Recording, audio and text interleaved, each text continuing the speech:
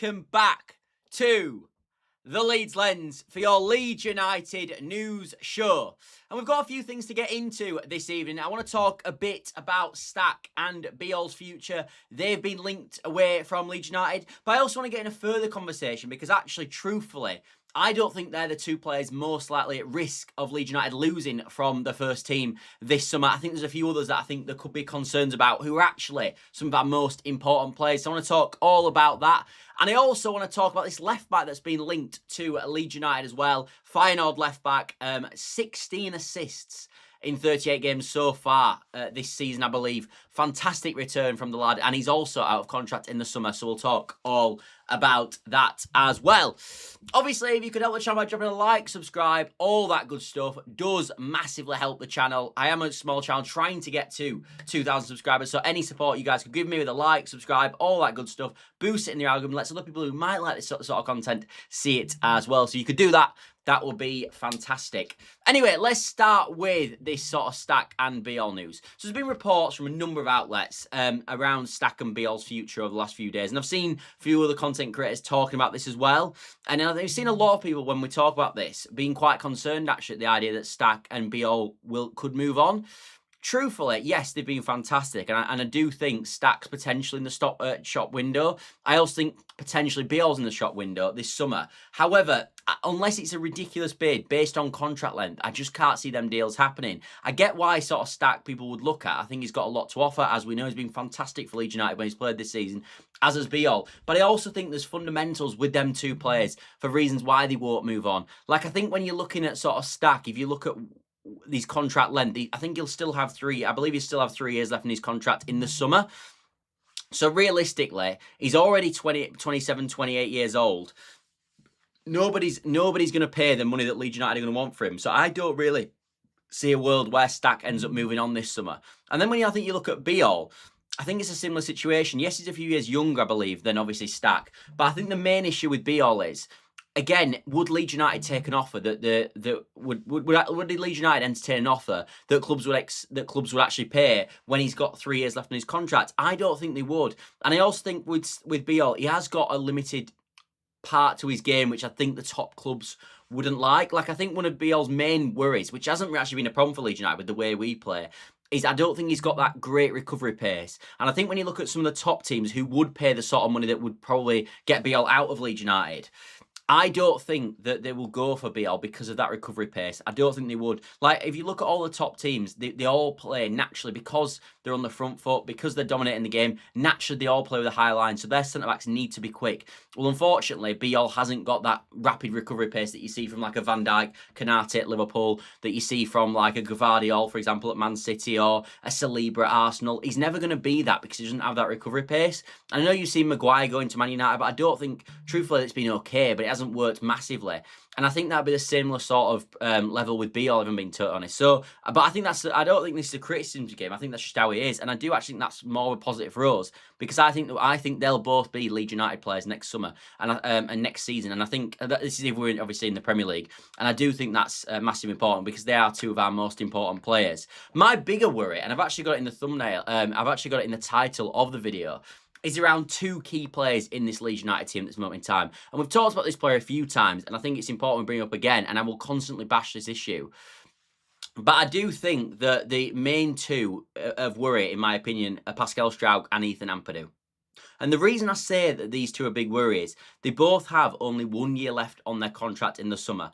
And what that means is usually players with a year left in the contract naturally don't go for... So if you've got 2 years left in your contract, it's universally acceptable that you end up getting quote-unquote market value for these players. When you've got 1 year left in your contract, you don't get market value. So a lot of clubs will target players with 1 year left in the contract because they're paying a lesser fee for the player than market price because he's only got 1 year left. Naturally, you can give them higher wages. And that might be wages that Leeds United can't offer these two players. I think Leeds United will probably give Ethan Ampadu a new deal, and I think they will try to give Pascal Struijk a new deal. But if they can get to the fees that alternative clubs are going to pay for these players, I think is a huge concern. However, I still can't get over the fact, especially... I think they'll keep Ampadu because I think they'll see him as just so important. And I think fundamentally, Daniel Farke has talked a number of times about how important Ethan Ampadu is to this team, the fact that he's the most important player, etc. And I think they'll understand, and the club will understand, that if we do stay in the Premier League this summer, then realistically, to make sure we stay in this up next season, we need to have Ethan Ampadu in that team. When you take him out, you are risking then that Leeds United could be dragged back into a relegation battle. That's how important I think Ethan Ampadu is, because I don't think it's just his on-field performances that have been obviously fantastic, and he's took the Premier League like a duck to water. But it's not just that about him; it's the leadership he brings, and I think him being on the pitch improves so many players on the pitch as well, that he has to stay at the football club, and he's the one. Leeds United have to pin him down to a new deal, because if they don't, there is a situation. He's only 25 years old. He's got them leadership qualities. Clubs will be wanting Ethan Ampadu this summer, and especially if they think that they can test the water with Leeds United, because he's only got 1 year left in his contract. So it's vital, absolutely vital, that they sign Ethan Ampadu up to a new deal. And as I said, I haven't seen this talked about enough, I don't think, in the content space. I don't think people have focused on this, but this is one that in the back of my head I'm getting more and more concerned about, and I'm hoping to hear more and more news.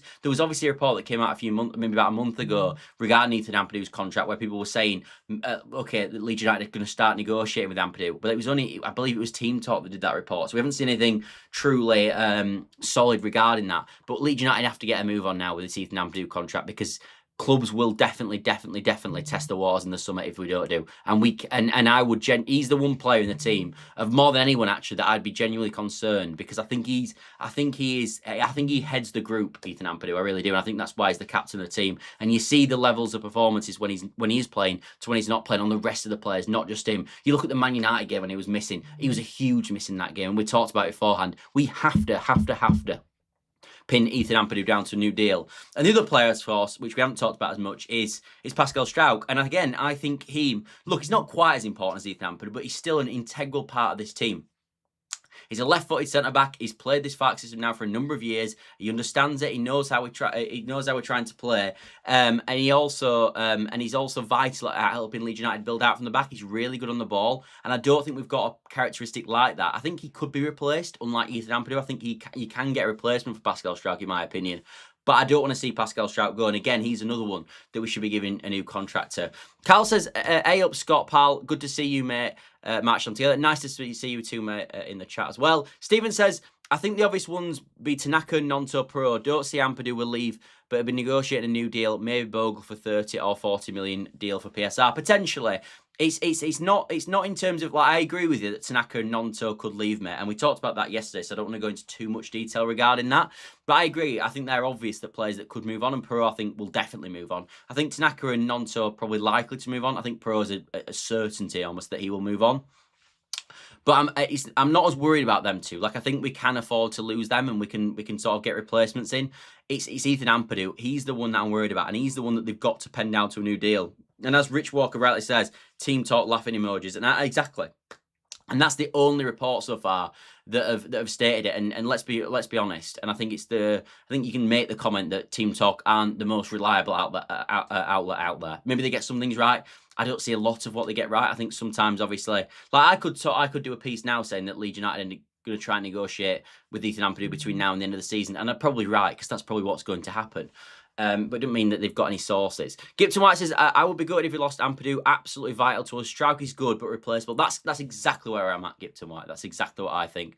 Ethan Ampadu, for me, is the one player in the Leeds United team that if we stay in this division this year and we don't have him next year, I would be worried about relegation again without him. I think he's absolutely vital. I think everybody else in the team that we can replace, but it's very hard to recruit leaders like an Ethan Ampadu. It's very hard to do it, and he's a player for me that I want to see in this Leeds United team and progress with this Leeds United team. He's only 25. He's getting better and better. I think season on season he's improved at Leeds United. I think he's took on the captaincy role fantastically well.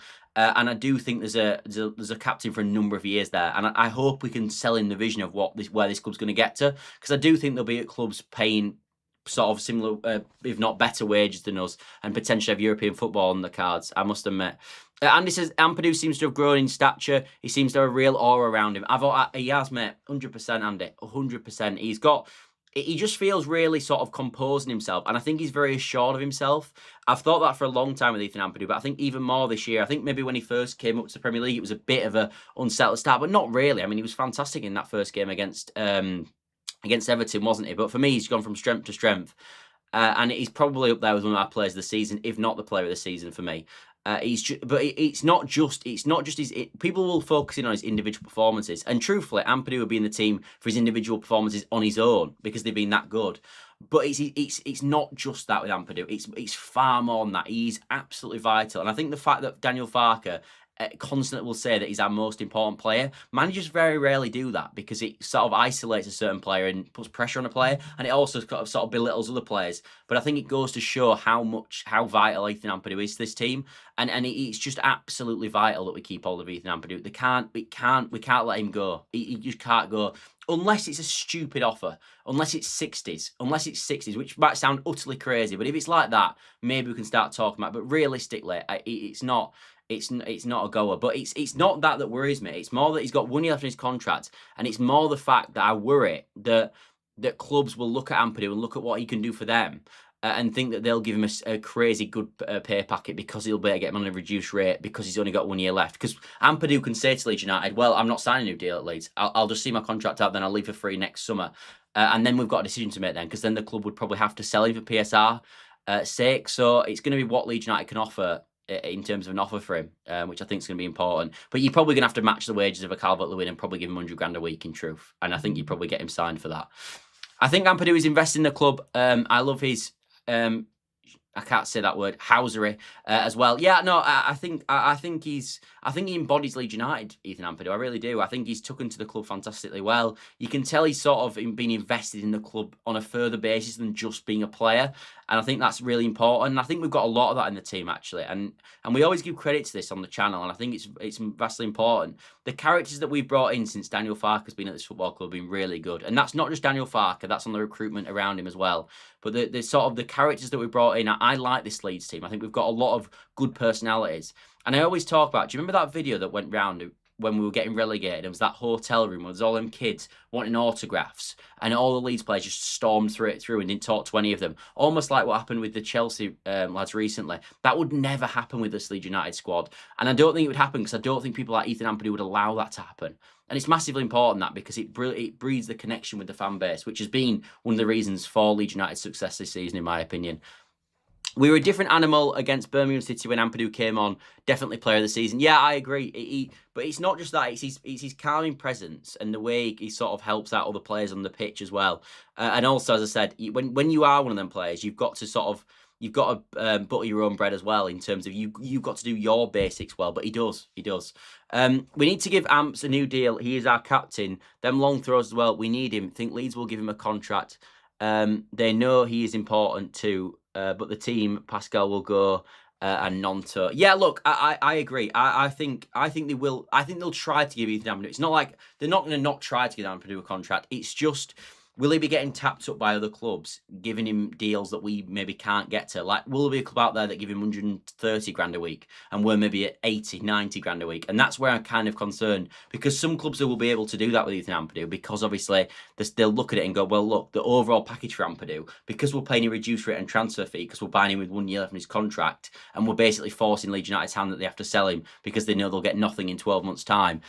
Does that put in a situation where we end up losing him? I hope not. And this is why, if we go into the summer transfer window and Ethan Ampadu's contract is not sorted, I will be cacking it about the deal. I really will. And as I said, I'm very surprised. Truthfully, there's a load of Leeds United good content creators and a load of good journalists. And I'm very surprised there hasn't been a question yet about Ethan Ampadu's future and Pascal Struijk's future. Two massively important players. There's also the ones as well that have got 1 year left on his contract. Like we went over, and Pro's got 1 year left. I think Gruev's got 1 year left. But it's when your captain's got 1 year left his contract, something's got to be done there.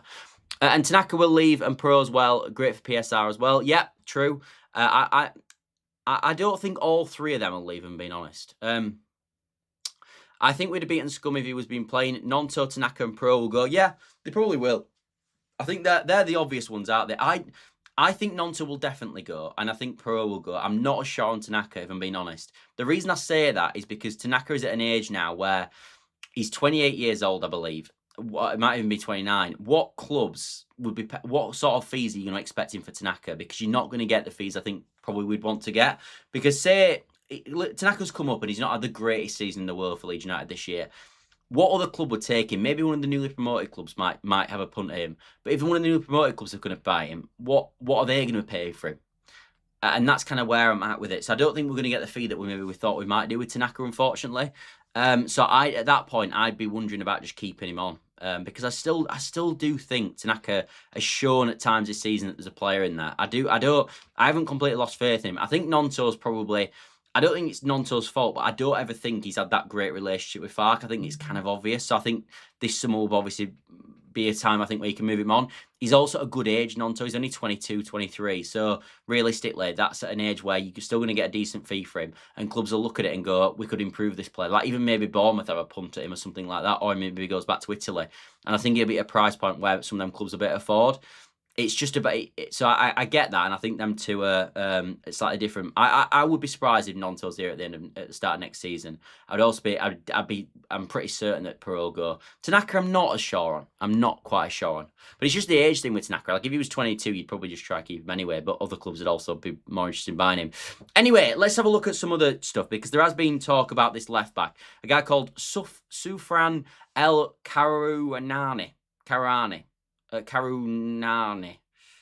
Yeah. Anyway, according to reports from African Foot, Leeds United are interested in El Karounani, who currently is a left back for Utrecht, and he's also interestingly out of contract in the summer. And obviously, this is fantastic. We've seen Leeds United pick lots of players up on a free contract. When you look at Dominic Calvert-Lewin, Lucas Nemecha, to name a few. And he has been really interesting. And what I like about him when I've researched into him, he's a very, very much attacking left back, and at times left wing back as well. But he's mainly plays left back.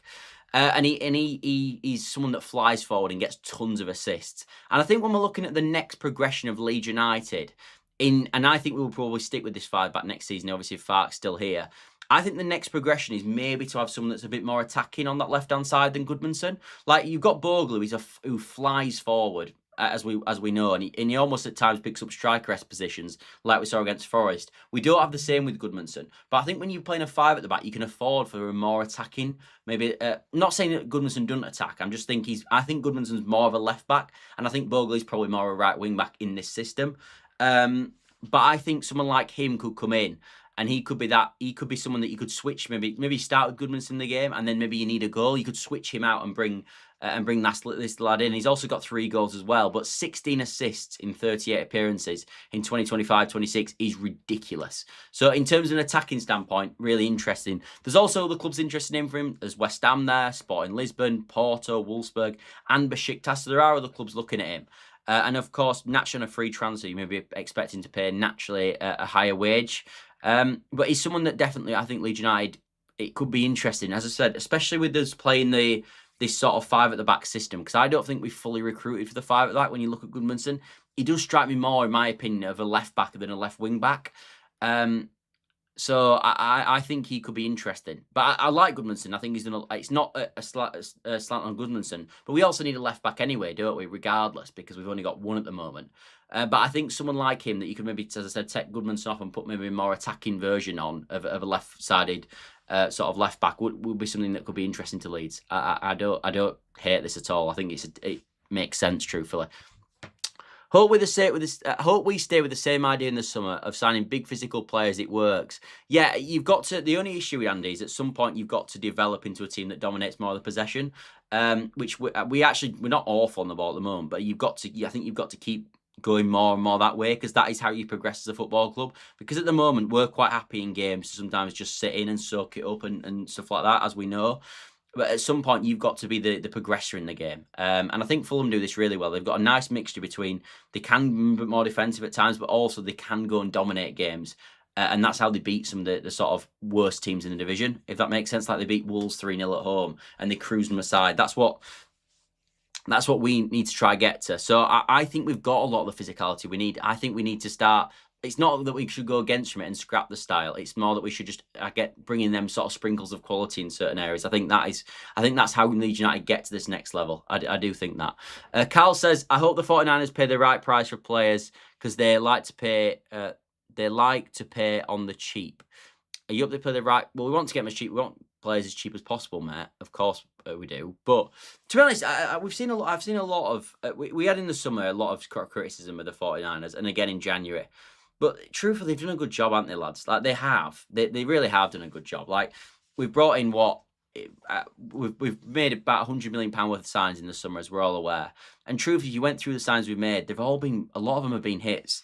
Nemecha, Calvert-Lewin, Goodmanson, Bijol, Stach, all them straight off the top of my head, they're definitely hits. I think the only two that you're probably questioning massive, not James Justin as well, huge hit, being fantastic, better than I thought it would be actually. The only two maybe that you'd question would obviously be Okafor, who I think's been better in recent weeks. Obviously he's injured at the moment, but he's been better. And I think the obvious one that I think they probably missed on is probably Lucas Perry in goal. I know people say that he needs more chances, etc. I don't see him improving as a goalkeeper, I really don't. So I do think he's probably a miss. But I think regardless of that, you're not going to get every single one right. And if we can keep buying 8 players in a summer or whatever, and a lot of them hit, that's good going, that. Because I think the average for sort of hit rate on transfers, there was a report went around this a few years ago, and I think it's, if you're doing well, you're getting something like 60-70% of your transfers that work, and say how many we've signed in the summer that have worked. That's been fantastic for Leeds, and they've also took some risks as well that have worked. Like Dominic Calvert-Lewin and Lucas Nemecha as your 2 number 9s was a risk. But it's paid off on it. I mean, who on earth would have thought they'd have got, is it 16 or 17 goals they've got between them now? No one would have expected that in the summer. And that's fair play, because sometimes they know, look, we don't always think they do, but sometimes they know better. And I think a lot of the questions that I've questioned, truthfully, I've probably got wrong. Because I said quite early on that some of the players, I looked at it and I thought, when Bijol first played in that 4-back system, I looked at it and thought, I don't think he's better than what we've got. And I thought Stach in the first few weeks, didn't think he was better than what we had. People might disagree with me. This was my first reading of players. Didn't think he was better than what we already had. And I was looking through going, God, I don't know. I always thought Goodmanson was a good signing, but Calvert-Lewin didn't start that particularly that well. Nemecha looked a bit scruffy at times, and I think he still does at times. And I was looking through going, God, this is bad, this. But truthfully, it has worked out, hasn't it? And even like Bornau for the price we paid for him. Look, I don't think Bornau's great, if I'm being honest. But for £4 million, he's not bad. Excellent summer window. The jury on January is still out. Yeah, it is. And truthfully, the January window's made absolutely nothing to Leeds United, and I don't think it will, because we brought in Buonanotte and he hasn't made a huge difference at all, if any. But I said with a lot with January when we were in it. We've tried we've tried spending big to get out of relegation battles in January windows before, and it hasn't worked. The year went down. We spent loads of money in January. We bought McKennie. I know we didn't end up buying him, but we would have done had we stayed in the league for like £30 million. That was one of the benefits of getting relegated. We didn't have to buy that clown. McKennie, Rutter, Warber in that summer. We threw near an £85 million on them 3. Didn't make any difference to us. We still got relegated. Sometimes a team cohesion, which we've got at Leeds United, is the better way to go with it. And we were saying that when we were at the time, and I still back that now, really. Andy says that the year proves that we can buy injury-prone players, and with our medical team, we can get the best out of them. So far, Andy, yes. So far, yes.